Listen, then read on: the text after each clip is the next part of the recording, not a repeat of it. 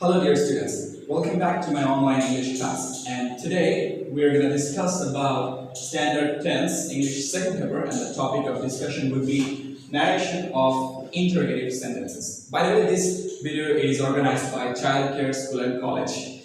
So before I jump into the main lesson, I would like to give you a few more hints about interrogative sentences. And in the previous video you must have seen that how I changed direct speech into indirect speech of assertive sentences. So today we're going to do something different, like we're going to change interrogative sentences. So let's learn more about interrogative sentences.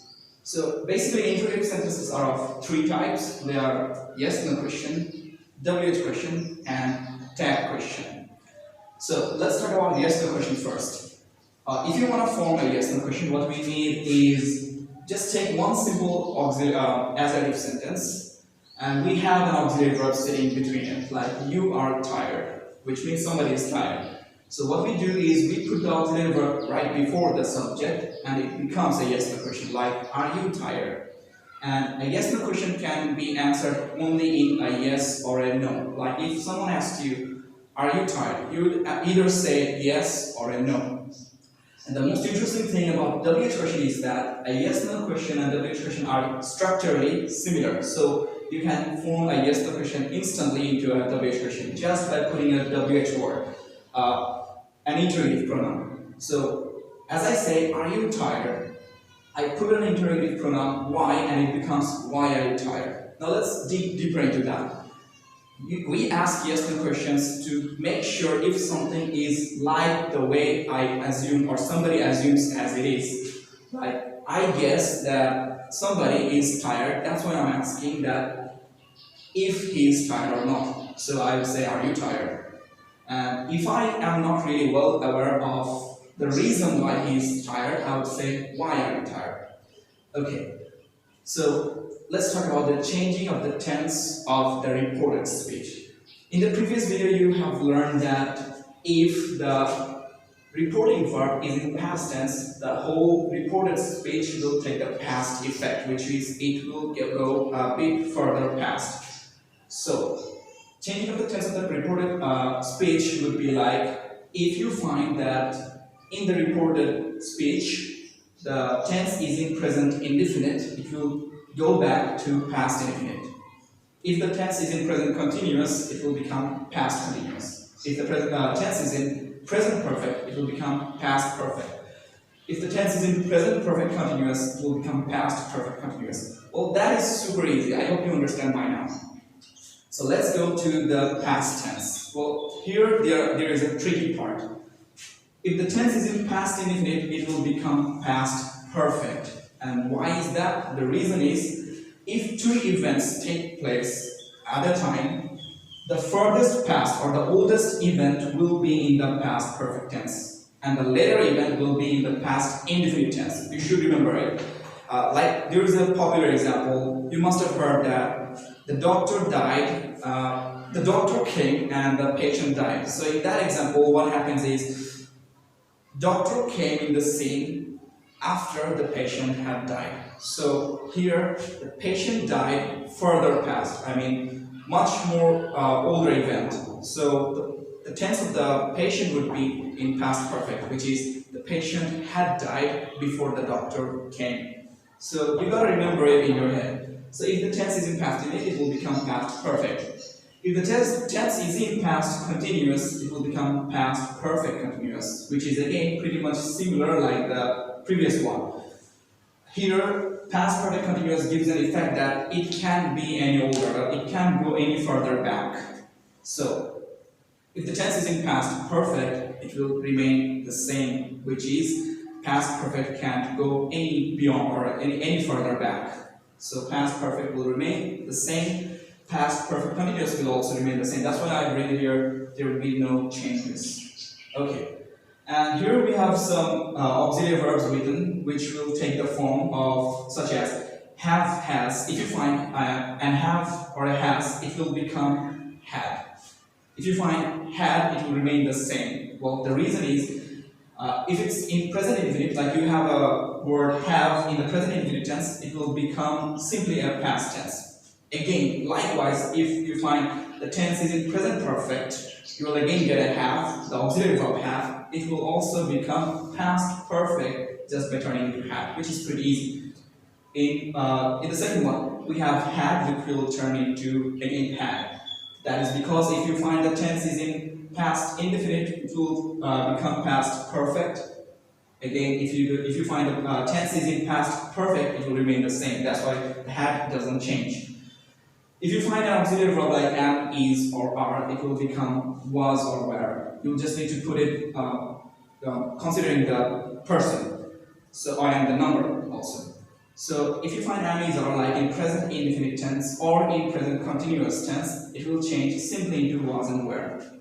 Again, if you find was or were, such as past indefinite tense, it will become past perfect, which is had been. And as you very well know that for past perfect tense we need a had for the structure and the past participle of the verb in case it is was.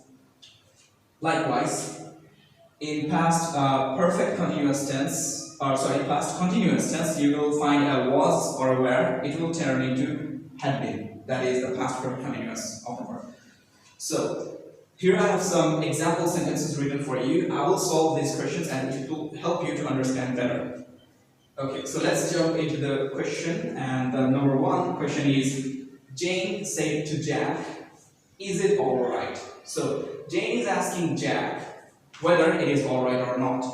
Here, said to is the reporting verb, and we will change it into ask because the mood of the sentence is interrogative. So we will rather say ask. So let me write down the answer. Jane asked Jack. Now, one more thing to consider. Since the question is a yes-no question, as you can see, it's an auxiliary verb right there. We don't have any interrogative pronoun like that, like this one. So, the question is asked only to confirm whether he is alright or not. Jane guesses that Jack is probably alright, but she wants to make sure if he is alright or not. So, we will put that if right here. And as you know that indirect speech usually takes the assertive sentences mode, which is we can actually ask just like Jane asked here. We're going to use the assertive sentence, and for that I'm going to change this sentence into an assertive one. So, which is I will put the auxiliary verb behind the subject. It will become if it. Now, for the verb, we know that it's in present indefinite tense. It will become past indefinite, and for is, it will become was. So here we have our answer. Jane asked Jack if it was alright. So let's jump to the next question. It says, Mike said to Martha, are you working? So you can already see it's a yes-no question and a present continuous tense as well. So to solve this question, I'm going to write Mike, and instead of said to, I'm going to use asked. So Mike asked Martha. Since it's a yes/no question, I'm going to put an if because Mike wants to make sure if she's working or not. So I'm going to put if here, and then change this as an interrogative sentence into an assertive one. So let's think about it. Mike is talking to Martha, and Martha is the person who is this you person. So it's a female, so I'm going to write she, if she. And for she, the auxiliary verb will turn into past, which is was. If she was and working. So there you have it. The answer is Mike asked Martha if she was working. The third one. Adam said to me, where you sick last night? So I'm going to write Adam. Instead of say to, I'm going to use asked me.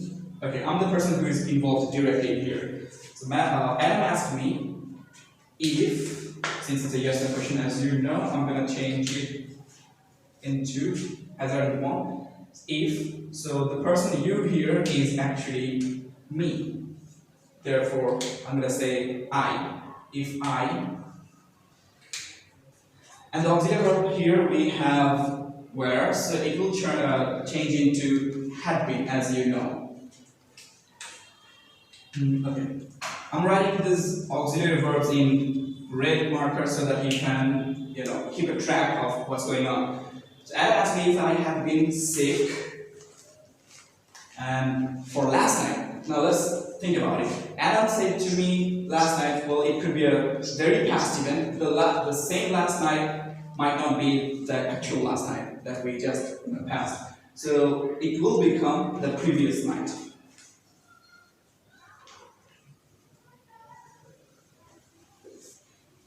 Okay, let's jump into the fourth question. Ricky said to Nikki, why are you working? Now we have our W expression, and the interesting part is that the question number 4 and 2 have some similarity, as you can see. Are you working? And here we also have, are you working? They're pretty much similar, only the difference is that this one is a yes no question and this one is a W expression.